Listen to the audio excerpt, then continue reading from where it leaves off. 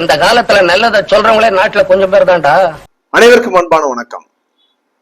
திருமண்டலங்கள் என்ன நோக்கத்திற்காக உருவாக்கப்பட்டது என்பதை இன்று திருமண்டலத்தை நிர்வாகம் செய்கின்ற மக்களே மறந்து போயினர் என்றுதான் நாம் சொல்ல வேண்டும். திருமண்டலங்கள் தியாகத்தோடு வெளிநாட்டு மிஷனரிகளால் கல்வி, மருத்துவம், அதை சேர்ந்து ஆன்மீகமும், ஆண்டவரை பற்றி அனைத்து மக்களும் தெரிந்து கொண்டு அதன் மூலமாக நாகரிகம் பெற்ற மனிதர்களாக வாழ வேண்டும் என்ற ஒரே நோக்கத்துக்காக தான் உருவாக்கப்பட்டது. அதை நிர்வாகம் செய்வதற்கு இங்கு நிர்வாக ரீதியாக அதை தொடர்ந்து வழிநடத்துவதற்காக ஆயர்களும் பேராயர்களும் அதுபோல பாத்தீங்கன்னா அரசியல் அமைப்பு சட்டங்களும் உருவாக்கப்பட்டு அதன் மூலமாக மக்களால் தேர்ந்தெடுக்கப்பட்ட மனிதர்களும் உருவாக்கப்பட்டனர். ஆனால் இன்று ஆன்மீக பூமியான இந்த சிஎஸ்ஐ திருமண்டலங்கள் பாத்தீங்கன்னா அங்க இருக்கின்ற பதவிகளுக்காக, பண விஷயங்களுக்காக பாத்தீங்கன்னா தாங்களே அடித்து கொண்டு தாங்கள் என்ன நோக்கத்திற்காக இந்த பதவிகளில் வந்தோம் என்பதை மறந்து அந்த மாண்பை இழந்து என்று அசிங்கப்பட்டு நிற்கிறாங்க. அப்படி ஒரு சம்பவம் தான் பாத்தீங்கன்னா கடந்த வாரம் திருநெல்வேலி திருமண்டலத்துல நடந்திருக்கு. அதுவும் பாத்தீங்கன்னா இளைய தலைமுறை, வளரும் தலைமுறை முன்னால பாத்தீங்கன்னா வளர்ந்த தலைமுறை, நாங்கள் தலைவர்கள் என்று சொல்லிக் கொள்கிறவர்கள் பாத்தீங்கன்னா பதவிக்காக தங்களுடைய மாண்பை இழந்து தலைகுனிவ வைத்திருக்கிறார்கள். கடந்த திங்கட்கிழமை பாத்தீங்கன்னா புனித யோவான் கல்லூரி, ஜான்ஸ் கல்லூரியில முதல் நாள் ஒரு வருடம் நிறைவு பெற்று அடுத்த வருடத்திற்கான அகாடமிக் இயர் ஸ்டார்ட் ஆகிற நேரத்துல அங்க இருக்கிற சேப்பல்ல பாத்தீங்கன்னா ஒரு பிரேயர் மீட்டிங் நடக்குது. அதை நடத்துவதற்கு யாருன்னா நமது பதவி வெறி கொண்ட பர்னபாஸ் அவர்கள் பேராயர் அழைக்கப்படுகிறார்கள். அழைத்தது யார் அப்படின்னா தற்பொழுது அந்த கல்லூரியின் செயலராக பொறுப்பை ஏற்றிருக்கின்ற அட்வொகேட் பாலச்சந்தர் அவர்கள். அவர் தான் நம்ம போய் அழைக்கிறாரு. சரி, பேராயர் என்கிற ஒரு மரியாதையில நம்ம அழைத்ததாக சொல்றாங்க. பேராயர் எப்படிப்பட்ட ஆளுங்கிறது இவருக்கு தெரியும். ஆனாலும் என்ன பண்ண முடியாது, அதை அவரை அவாய்ட் பண்ண முடியாதனால பேராயர் தான் என்ன பண்ணுவோம், பிரேயர் நடத்துறாரு. நடத்தி முடிச்ச உடனே இந்த வந்த விருந்தினர்களுக்கு என்ன பண்ணுவாங்க, ஒரு கௌரவம் செய்வாங்க. அப்போ பேராயர் என்ன பண்றாரு, அழைத்தது பாத்தீங்கன்னா பாலச்சந்தர். ஆனா அவர் அழைத்து வந்தது யாரு அப்படின்னா அவர் நிர்ணயம் செய்தார் இல்லையா, இந்த அட்மினிஸ்ட்ரேட்டிவ் கமிட்டி வர்றதுக்கு முன்னால ஒருத்தரை போட்டிருந்தாங்க. அவர் பாத்தீங்கன்னா ஜே சந்திரன். அவர் பாத்தீங்கன்னா ஓய்வு பெற்ற காவல்துறை அதிகாரி, ரிட்டையர்டு ஏடிஎஸ்பி. இவர் பாத்தீங்கன்னா அட்வொகேட். இவர் அட்வொகேட் விட்டுட்டு ரிட்டையர்டு எஸ்பி என்ன பண்றாரு, அவர் தான் காலேஜ் செக்ரட்டரின்னு சொல்றாரு. உடனே இதை பார்த்துட்டு இருந்த நமது பாலச்சந்தர் ஐயா advocate, your honour my Lord அப்படின்னு என்ன பண்றாரு, சண்டை என்ன பண்றாரு போடுறாரு. இருவரும் பாத்தீங்கன்னா மாணவ மாணவிகள் இருப்பதை மறந்து விட்டனர். தாங்கள் யார் என்பதை மறந்து மாணவ மாணவியர் முன்னால பாத்தீங்கன்னா தங்களுடைய பதவிக்காக வார்த்தைகளால் நம்புறாங்க, விளாசி தெளிருக்காங்க.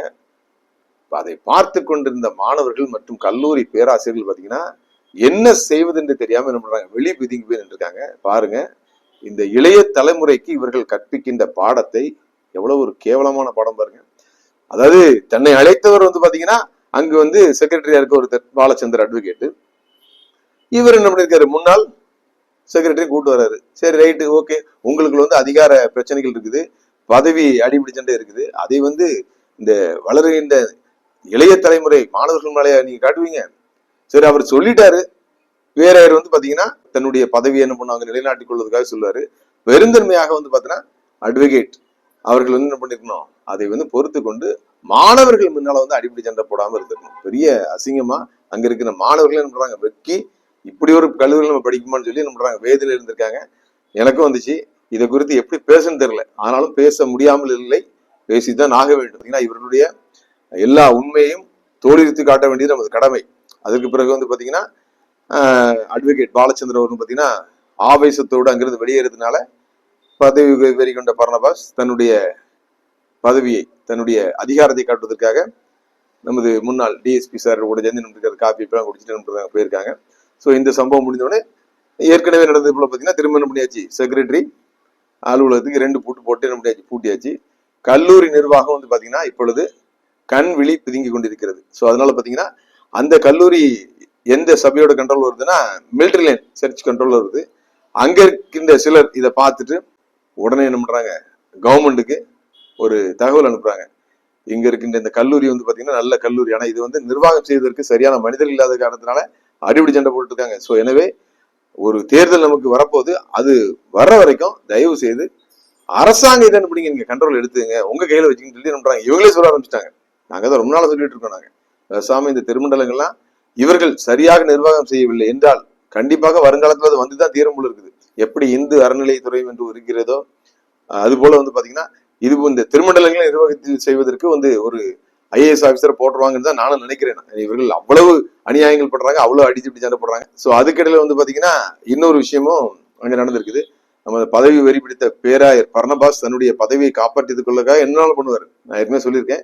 சோ அவர் வந்து பாத்தீங்கன்னா சினாட் நிர்வாகத்தால்தான் வந்து பாத்தீங்கன்னா பேராயர் என்ற பொறுப்பை பெற்றுக்கொண்டவர். ஆனா சினாட்ல இருந்து அவருக்கு பிரச்சனை வருது அப்படின்னா அவங்க என்ன பண்ணாங்க, இப்ப அட்மினிஸ்ட்ரேட்டிவ் கமிட்டி போட்டிருக்காங்க இல்லையா, பேராயர் என்ன பண்ணும், தான் பெரியவர் என்று காட்டிக் கொள்வதற்காக தான் ஒரு சினாட் அமைப்பால நிர்ணயம் செய்யப்பட்டவர் என்பதை மறக்கலாம் மாட்டாரு, தெரியும். ஆனாலும் என்ன பண்ணுவாரு, இந்த டிடிடி அப்படிங்கிற ஒரு கோஷத்தை என்ன பண்ணுவார், டக்குன்னு கொண்டு வருவார்.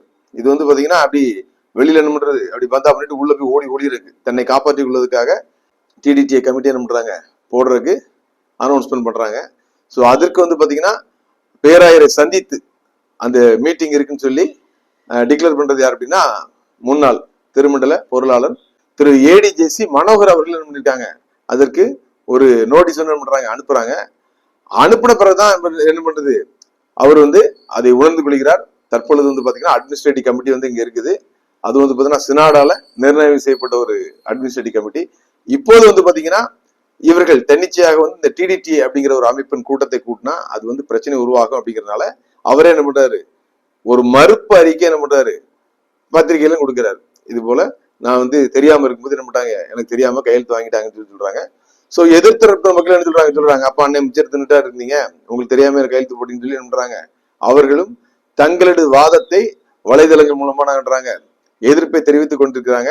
எனவே முன்னாள் பொருளாளர் அவர்கள் பாத்தீங்கன்னா உடனடியா என்ன பண்றாங்க, அந்த மீட்டிங் கிடையாதுன்னு சொல்லி என்ன பண்றாங்க, கேன்சல் சொல்லி என்ன பண்றாங்க, அனௌன்ஸ் பண்ணிருக்காங்க. சோ அதனால பாத்தீங்கன்னா வலைதளங்கள்ல மீண்டும் இந்த டிடிடிஏ பிரச்சனை, அது போல பாத்தீங்கன்னா பேராயர் நடவடிக்கை எடுத்திருக்காங்க. பேராயர் எப்படி நடவடிக்கை எடுப்பாரு, பேராயர் தானே இந்த மாதிரி பிரச்சனைகளை உருவாக்குறது. சோ அதனால பாத்தீங்கன்னா அவர் நிச்சயமாக எந்த காலத்திலும் இது போன்ற செயல்களுக்கு நடவடிக்கை எடுக்க மாட்டார். அவர் பாத்தீங்கன்னா தூங்குபவர் அல்ல, தூங்குவது போல் நடிப்பவர். எல்லா பிரச்சனைகளுக்கும் மூல காரணமே அவர் தான். அவர் தன்னுடைய பதவியை காப்பாற்றிக் கொள்ள வேண்டும் என்பதற்காக யாரை வேண்டுமானாலும் பலி கொடுப்பதற்கு தயாராகிவிட்டார். திருமண்டலத்தோட நலனை பற்றி கவலைப்பட கிடையாது அவருக்கு கல்லூரிகளை பற்றி நலன் கிடையாது. ஸோ அதனாலதான் பாத்தீங்கன்னா அங்க இருக்கின்ற யோவான் கல்லூரினாலும் சரி, சாரால்ட கல்லூரினாலும் சரி, இன்னைக்கு வரைக்கும் அங்க பொறுப்பு முதல்வர்கள் தான். ஏன்னா பாத்தீங்கன்னா ஒரு நிரந்தரமான முதல்வர் அவர் 2-3 நிரந்தரமா யோசிப்பாரு. தனக்கு ஒத்தாசையாக இருக்க மாட்டார் என்ற ஒரே காரணத்துக்காக, தன்னுடைய பதவி வெறிக்காக என்ன பண்றாரு. அது போல அந்த கல்லூரிகளும் சரி, அனைத்து பள்ளிகளிலும் சரி, இது போல இந்த இரட்டை தலைமை நிலை இன்னைக்கு வரைக்கும் தொடருது. அதற்கு காரணம் 100க்கு 100 பாத்தீங்கன்னா பேராயர் பர்னபாஸ் அவர்கள் தான்.